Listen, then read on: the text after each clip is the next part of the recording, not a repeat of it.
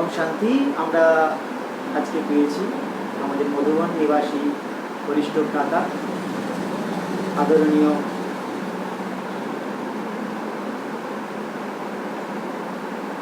দেবু ভাইজি। তো ওনার কাছ থেকে আজকে আমরা একটু জানবো যে কুমার জীবন নির্বিঘ্ন রূপে কীভাবে পালন করা যায় সেই বিষয়ে আমাদের কিছু বলার জন্য। ওম শান্তি দেবু ভাইজি। ওম শান্তি। কুমার জীবন, কু আর মার, যারা কুকে মারতে পারে তাদের জীবন নির্বিঘ্ন হয়। এই সংসারে কুমার কেন, সবাই নির্বিঘ্ন জীবন যাপন করতে চায়। কুমার হোক, কুমারী হোক, গৃহস্থী হোক, রাজনেতায় হোক, বৈজ্ঞানিক হোক, সবাই চায় আমাদের জীবন যেন সুন্দর, সস্ত, সরল হয়, নির্বিঘ্ন হয়। বিঘ্ন আসার একটা প্রকৃতির নিয়ম থাকে। রাত দিন যেমন হয়, সুখ শান্তি যেমন হয় জীবনের মধ্যে, ঠিক সেইভাবে বিঘ্ন আর নির্বিঘ্ন এটা একটা জীবনের একটা মাধ্যম, একটা বিধি, একটা নিয়ম। কিন্তু বিঘ্ন আসার আগে আমাকে জানা উচিত কি যে বিঘ্নটা আসবে তার থেকে আমাকে প্রথম থেকে তৈরি করতে হয়। যেমন ধরুন বৃষ্টি আসার সময় আমি যদি ছাতা, রেনকোট ওই সময় যদি আমি খোঁজার চেষ্টা করি, তাতে কিন্তু আমার কাজের সাফল্য হবে না। তার আগে থেকেই আমাকে বৃষ্টি থেকে বাঁচার জন্য, বৃষ্টি আসা একটা বিঘ্ন, সে বিঘ্ন থেকে বাঁচার জন্য দেখুন আমরা প্রথম থেকে রেনকোট, ছাতা যা কিছু দরকার সামগ্রিক আমরা রেডি রাখি। শীত আসবে তার আগে থেকে আমরা সোয়েটার, মাফলার যা কিছু গরমের কাপড়গুলো আমরা রেডি রাখি। ঠিক সেইভাবে জীবনে বিঘ্ন অবশ্যই আসে। মানসিক বিঘ্ন আসে, পারিবারিক বিঘ্ন আসে, সামাজিক বিঘ্ন আসে, প্রকৃতির বিঘ্ন আসে, অনেক ধরনের বিঘ্ন আসে। বিঘ্ন আবার অনেক প্রকারের বিঘ্ন থাকে। ছোট বিঘ্ন আসে, আবার বড় বিঘ্নও আসে। প্রত্যেকটা বিঘ্নে নির্বিঘ্ন হওয়ার জন্য তার অনেক কিছু সমাধানের জন্য বিধি রয়েছে। সে বিধিকে আমাদের পালন করতে হয়। প্রথম বিঘ্ন যেটা জীবনে আসে সেটা হচ্ছে পরিবার থেকে। যেমন আপনার মা, বাবা, ভাই, বোন, কেউ 10 জনের সঙ্গে থাকে, কেউ 5 জনের সঙ্গে থাকে, কেউ 3 জনের সঙ্গে থাকে। তাদের সঙ্গে যে অ্যাডজাস্ট করে চলার যে নিয়মগুলো যদি আমরা পালন করি তাহলে কিন্তু বিঘ্ন আসবে না। সংসারের সংস্কার সবার এক ধরনের হয় না, 5টা আঙুল এক সমানের জন্য নয়। যেমন আমাদের সংসারের অনেকগুলো পশু রয়েছে, সিংহ আছে, বাঘ আছে, হাতি আছে, গরু আছে, বিড়াল আছে, কিন্তু সবার সংস্কার সমান নয়। সবার 4 পা আছে, কিন্তু সবার সংস্কার, সবার প্রকৃতি, সবার কালচার আলাদা আলাদা। তাকে সেইভাবে আমাদের নিয়ে চলতে হয়। ঠিক সেইভাবে আমাদের পরিবারে কেউ 4 জন থাকে, 3 জন থাকে, 2 জন থাকে, তাদের সঙ্গে আমাকে অ্যাডজাস্ট করে চলতে হয়। যার যেমন সংস্কার তাকে সেইভাবে মানিয়ে চললে তবে জীবনে কখনো বিঘ্ন আসতে পারে না। বিঘ্ন অবশ্যই আসবে, বিঘ্নকে দেখে সে ঘাবড়াবে না, পরেশান হবে না। বিঘ্নকে দেখে, যেমন সমুদ্রে তুফান তো আসবেই, তুফানকে তোফা লাগে, ঠিক সেইভাবে আমরা যখন কোথাও যাই কোনো কাজের জন্য, রাস্তা কত রকমের বিঘ্ন আসে। কখনো সামন থেকে একটা গরু এসে গেল, কখনো গাড়ি এসে গেছে, কখনো পাগল যাচ্ছে, অনেক ধরনের বিঘ্ন আসে।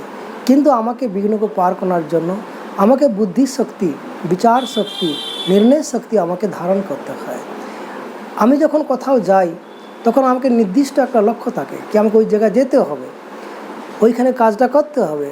তার আগে যে বিঘ্নগুলো আসছে সেটা থেকে আমাদের অ্যাটেনশন থাকা দরকার। রাস্তা যদি আমাদের কমজোর থাকে সেখানে আমাদের ধ্যান দিয়ে চলতে হয়। কোনো যদি হিংস্র পশু থাকে সেদিকে আমাদের ধ্যান দিতে হবে। লেখা থাকে না হিংস্র পশু থেকে সাবধান, রাস্তা প্রচুর নাজুক আছে, এখান থেকে সাবধান। ঠিক সেইভাবে জীবনে যা কিছু বিঘ্ন আসে তাকে পালন করার জন্য পরমপিতা পরমাত্মা সর্বশক্তিবান, তার স্মৃতি যদি আমরা থাকি, তাকে ইয়াদ করলে, পরমাত্মাকে ইয়াদ করলে, তাহলে পরমাত্মার কাছ থেকে আমরা 8 শক্তি পাওয়া যায়। নির্ণয় শক্তি, সহন শক্তি, সমানকে শক্তি আদি আদি। এই শক্তিগুলো আমরা প্রভুর কাছ থেকে পাই, পরমাত্মার কাছ থেকে পাই, পরম পিতার কাছ থেকে পাই। যখন তাকে আমরা স্মরণ করতেছি, তার সঙ্গে আমাদের বুদ্ধি যোগ আছে, তখন আমাদের যে শক্তির প্রয়োজন সে শক্তিটা অবশ্যই প্রাপ্ত হয়। আর সেই শক্তির দ্বারা যত কিছু আমাদের প্রাকৃতিক বিঘ্ন, সামাজিক বিঘ্ন, শারীরিক বিঘ্ন, পরিবারের বিঘ্ন, যা কিছু বিঘ্ন আসে সে বিঘ্নগুলো আমরা সমাধান অবশ্যই করতে পারব। যখন কোনো বিঘ্ন আসে সে বিঘ্নটাকে সমাধান করার জন্য যেন আমি বাবার কাছে সমর্পণ হতে পারি, কি বাবা এই বিঘ্নটা আসছে, যখন বিঘ্ন আমি বাবাকে সমর্পণ করে দিচ্ছি, পরমাত্মাকে সমর্পণ করে দিচ্ছি, তখন সে বিঘ্নটা, পাহাড়ের বিঘ্নটা, সেটা একদম রুই হয়ে যাচ্ছে, হালকা হয়ে যাচ্ছে। যখন আমি নিজেকে বিঘ্ন পার করার জন্য আমার অহংকার নিয়ে, আমি আমার বুদ্ধির অহংকার, আমার মনের অহংকার, আমার শারীরিক অহংকার, আমার অর্থের অহংকার দিয়ে যখন আমি এটাকে সমাধান করতে যাচ্ছি, তখন সেই যে রুই বিঘ্ন সেটা পাহাড় হয়ে যাচ্ছে। আর যখন বিঘ্ন আমি বাবার কাছে সমর্পণ করলাম, বাবা এই বিঘ্নটা আসছে, তখন বাবাকে সমর্পণ করলে তখন পাহাড়টা রুই হয়ে যাবে। তার ইয়াদগার খুব সুন্দর আমাদের শাস্ত্রে দেওয়া হয়েছে, হনুমান যে হাতে পাহাড় নিয়ে যাচ্ছে, মানে পাহাড় নয়, ওটা পাহাড়ের সমস্যা। সে এক রাম, জয় শ্রীরাম। তো রামের মন্ত্র নিয়ে, রামের রিগার্ড, রামের প্রতি সম্মান, শ্রদ্ধা, ভক্তি, তার প্রভুর প্রতি এত ভালোবাসা ছিল, সে পাহাড়ের মতো সমস্যাকে একটা খিলুনার মতো করে নিয়ে চলে যাচ্ছে। সেখান থেকে আমরা শিক্ষা পাচ্ছি কি রাম হচ্ছেন পরমাত্মা, সর্বশক্তিবান। তাকে ইয়াদ করুন, জীবনে কখনো বিঘ্ন আসতে পারবে না। বিঘ্ন তো আসবে অবশ্যই, কিন্তু আপনাকে বিঘ্ন আপনি দেখতেই পারবেন না। বিঘ্ন একটা খিলুনা লাগবে, একটা ছোট একটা খিলুনা লাগবে। তাই কুমার কেন, প্রত্যেক ব্যক্তির জন্য এই যে বিধি রয়েছেন, যে কোনো বিঘ্ন আসবে, ছোট বড়, সমস্ত বিঘ্নকে বাবার কাছে আপনি সমর্পণ করে দিন, বাবাকে আপনি শুনিয়ে দিন। ওর বাবার যে শ্রীমত আছে সেই শ্রীমত প্রমাণ আপনি চলুন, তাহলে বিঘ্ন একটা কী হয়ে যাবে, খিলনা হয়ে যাবে। যেমন আকাশে আপনি দেখবেন যখন এরোপ্লেন যায় তখন কত সুন্দর সেই পাহাড়ের যে তুলোর মতো একদম কত সুন্দর সিন লাগতেছে। তো ওই বাদলগুলো শিরের মতো লাগে যখন রৌদ্রের কিরণ পড়ে। ঠিক সেইভাবে আমাদের সামনে যে বাতে, যাকে আমরা বলি, যাকে আমরা বচন বলি, বচন দ্বারাও বিঘ্ন আসে। সে বচনকে আমরা হাইলাইট না করে আমরা বাবার সঙ্গে যখন বুদ্ধিযোগ লাগাচ্ছি, সে বল যেন বাদলের মতো, যেমন সূর্যের আগে কত রকমের বাদল আসে, কালা বাদল আসে, সাদা বাদল আসে, সে বাদল অল্প সময়ের মধ্যে আবার মিটে যায়, কারণ সূর্য হচ্ছে সত্য, বাদল হচ্ছে রং। বাদল বেশি সময় থাকে না, বাদল অল্প সময়ের জন্য এসে মনোরঞ্জন করে চলে যায়। ঠিক সেইভাবে আমাদের জীবনে বাতে ছোট বড় আসে, সে বাতকে যে আমরা বাদলের মনে করি। আর শিব বাবা হচ্ছেন সুপ্রিম ফাদার, তাকে জ্ঞান সূর্য মনে করা হয়। যখন জ্ঞান সূর্যকে আমরা সামনে রেখেছি, তখন বাতে যে বচন বল, সে বাদলের মতো অল্প সময়ের মধ্যে থেকে সে আবার চলে যায়।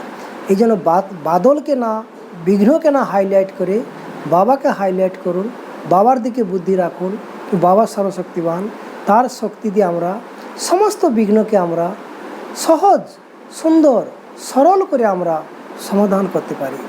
যে পরমাত্মার সাথে থাকে, পরমাত্মার সঙ্গে থাকে, পরমাত্মাকে নিজের বানিয়ে চলে, তার সামনে কখনো বিঘ্ন আসতেই পারে না। বিঘ্নটা কী জিনিস সে জানেই না, সে বিঘ্নকে মনে করে যে পরমাত্মার হাত থেকে দূরে চলে যায়। একটা ছোট্ট উদাহরণ দিচ্ছি, আপনার বন্ধু যদি চিফ জাস্টিস হয় সুপ্রিম কোর্টের, তার সঙ্গে যদি আপনি বসে থাকেন, কোনো কথাবার্তা বলেন, বার্তালাপ করেন, তখন কিন্তু আপনাকে কেউ ডিস্টার্ব করবে না, কারণ আপনি একটা বড় ভিআইপির সঙ্গে কথা বলছেন। সেই সময় কোনো বন্ধু আপনাকে ডাকতে পারবে না, কেউ আপনাকে ডিস্টার্ব করতে পারবে না। যখন আপনি নিজেই বসে আছেন, পাশে কেউ থাকে না, তখন আপনাদের সবাই ডিস্টার্ব করে যাচ্ছে। ঠিক সেইভাবে সুপ্রিম কোর্টের জাজের সামনে বসলে যেমন কেউ আমার সঙ্গে কথা বলতে পারে না, বিঘ্ন দিতে পারে না, ঠিক সেইভাবে সুপ্রিম ফাদার, পরমাত্মা, সর্বশক্তিবান, যখন তার কাছে আমরা বসে আছি, তাকে আমরা পিতা বেনে নিয়েছি, সব মাতা পিতা বন্ধু সখা সমস্ত রিলেশান তার সঙ্গে জুড়ে নিয়েছি, তার সঙ্গে যখন আমরা আছি, তখন জীবনে দুঃখ, কষ্ট, অশান্তি, দরিদ্রতা কখনো আসতে পারে না। সে জানেই না এগুলো কী জিনিস। এইগুলো তাকেই অনুভব হয় যখন সুপ্রিম ফাদার কাছ থেকে সে দূরে হয়ে যায়, বিকারকে আধার নিয়ে চলে, পরমাত্মাকে হাত ছেড়ে দেয়। পরমাত্মা তো হাত নাই, তিনি তো নিরাকার, তার শ্রীমত হচ্ছে হাত, আর পরমাত্মা হচ্ছে সাথ। যখন পরমাত্মার সাথ, পরমাত্মার শ্রীমতে নিয়ে আমরা চলবো, তখন জীবনে ভাই কখনো দুঃখ, কষ্ট, বিঘ্ন আসতেই পারে না। এটা বিঘ্নের দুনিয়া, চরম বিঘ্নের দুনিয়া, কিন্তু পরমাত্মার ইয়াদে থাকুন। একটা ছোট্ট সুন্দর উদাহরণ দিচ্ছি। প্রচুর গরম আছে, কিন্তু আপনি এসির গাড়ির মধ্যে বসে থাকুন, এসি রুমের মধ্যে বসে থাকুন, তাহলে কিন্তু আপনাকে গরমটা অনুভব হবে না। গরমের দুনিয়া, একটা গরমের সিজন, সামার ভ্যাকেশন চলছে, কিন্তু গরম থেকে বাঁচার জন্য ভগবান আমাদের অনেক কিছু দিয়েছে। বড় লোক এসির মধ্যে থাকে, গরিব লোক গাছের তলায় থাকে, যারা একটু মিডিল পরিমাণ তারা কুলারের মধ্যে থাকে। কিন্তু গরম গরম গলে তো গরম যাবে না, তার থেকে বাঁচার জন্য সাধনকে নিতে হয়। ঠিক সেভাবে বিঘ্ন বললে বিঘ্ন পার হয় না। বিঘ্নকে বাঁচার জন্য বিঘ্ন বিনাশক স্বয়ং সর্বশক্তিমান বাবাকে স্মরণ করুন, তাহলে দেখুন আপনার কখনো বিঘ্ন আসবে না। বিঘ্নটা কী জিনিস আমি জানতেই পারবে না, তা থেকে আপনি অজ্ঞান হয়ে যাবেন, বিঘ্নটা আমি জানি না। তার আমাদের শাস্ত্রতে অনেক কিছু উদাহরণ দেওয়া আছে। মীরাবাই, যারা বড় সমাজে হইতে পেরেছেন, জিসাস ক্রাইস্ট, বুদ্ধ, গৌতম, গুরুদেব নানকজি, আমাদের মীরাবাই, তাদের জীবনকে দেখুন, হরিভক্ত প্রহ্লাদকে দেখুন, চৈতন্য মহাপ্রভুকে দেখুন, তাদের মধ্যে কত বিঘ্ন এসেছে। আপনি ইতিহাসে দেখুন, রাজা মহারাজের কত বিঘ্ন এসেছে, কিন্তু বিঘ্নকে পার করার জন্য আমাদের চৈতন্য মহাপ্রভু দেখুন এক শ্রীকৃষ্ণের নাম নিয়েছেন, রামকৃষ্ণকে দেখুন এক কালীর নাম নিয়েছেন, আমাদের মীরাবাইকে দেখুন এক গিরিধারী গোপাল। তো এদের একটা প্রত্যক্ষ, একটা জীবন্ত, একটা ইতিহাস নয়, প্র্যাকটিক্যাল উদাহরণ দিয়েছেন।